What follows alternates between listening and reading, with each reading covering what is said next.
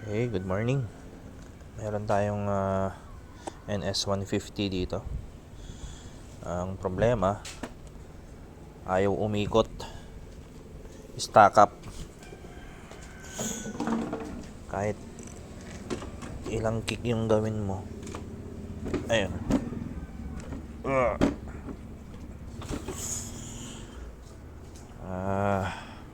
Pati push start ayaw din. So, tingnan natin kung anong naging problema sa loob.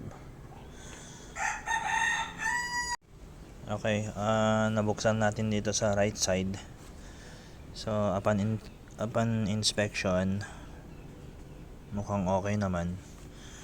Wala naman naging problema dito. So,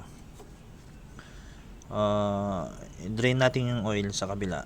And then, tingnan natin kung talagang anong naging problema sa loob. Okay, so na-drain na natin yung oil. So, napansin natin yung parang strainer niya. Ayan, oh.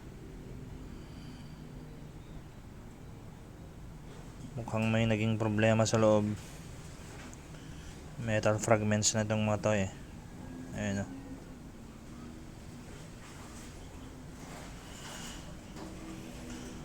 Ay. So, no choice tayo. Down motor to.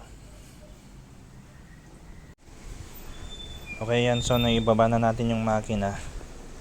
Ito na siya. So, buksan natin kung anong naging problema. Tingnan natin. Okay guys, nabaklas na natin. So, ito nga. Bad news na naman sa may-ari nito. Ewan ko kung anong nangyari. Kumapit na naman yung Conrad sa mismong crankshaft. Ayan, oh, hindi na maiikot. Ay, so ewan ko kung anong nangyari. Kapapalit lang ng Conrad nito, tsaka Conrad bearing. Ewan ko kung anong nangyari. Baka may problema sa oil pump to.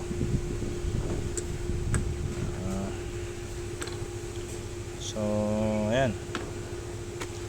Biyakin natin ulit.